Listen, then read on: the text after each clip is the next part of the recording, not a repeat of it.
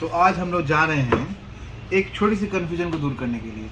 ये HP का wireless keyboard है और ये डेल का कीबोर्ड है। ये दोनों कॉम्बो पैक आते हैं। इसके साथ माउस भी आएगा, सिमिलरली इसके साथ भी माउस भी आएगा और ये बिना वायर से चलने वाले कीबोर्ड है। अब कस्टमर जो है ना, वो इन दोनों कीबोर्ड के बीच में फंस जाता है कि सर कौन सा ले।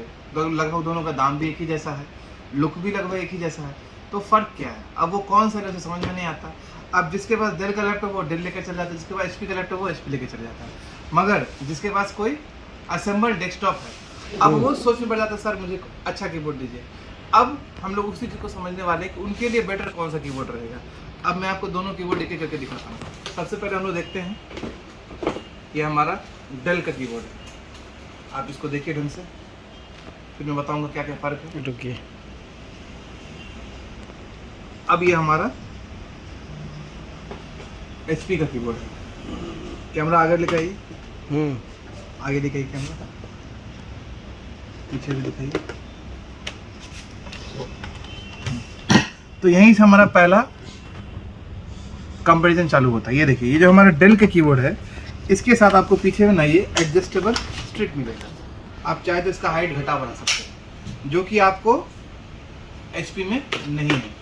पास में आया, यानी HP का जो हाइट है, आप इसको घटा बढ़ा जैसा है वैसा ही रहेगा। हाइट भी इसका एक्चुअली सही है, ऐसा नहीं बहुत ऊंचा है, फिर भी आप इसको घटा नहीं सकते। मगर वहीं जब आप डेल पे आते हैं तो आपको एक छोटी सी फैसिलिटी दी गई है।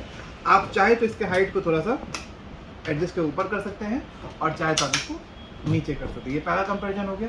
दूसरा, वापस से आप लेकर आइए इधर। अब आप फोकस करिए इस जगह पे, ये बीच का एरिया।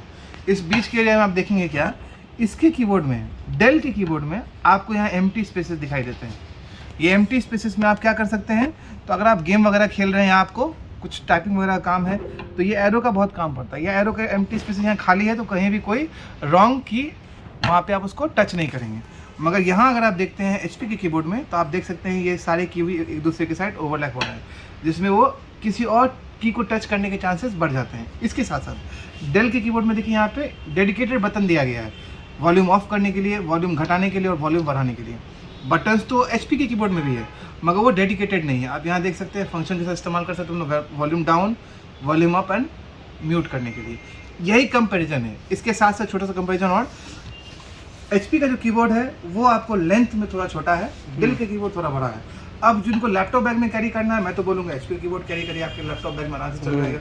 अब जिनका काम है कि आप गेम खेलना है, कोई काम ऐसा काम करना, तो आप आराम से ये डेल का कीबोर्ड ले सकते हैं। इसमें भी आपको फैसिलिटीज दी हुई है, हाइट वगैरह एडजस्ट करने का, और थोड़ा सा यहाँ स्पेस दिया जो आपके काम में आएगा। बाकी दोनों ही देखने में खूबसूरत है, काफ़ी स्टडी कीबोर्ड है। दोनों कीबोर्ड में अंदर आपको अच्छी वारंटी मिलती है, कंपनी की वारंटी मिलती है। दोनों नामी नामी कंपनी है, कहीं कोई टेंशन लेने वाली बात नहीं है। आप कोई भी कीबोर्ड ले सकते हैं, और डिपेंड करता है कि आपका रिक्वायरमेंट क्या है।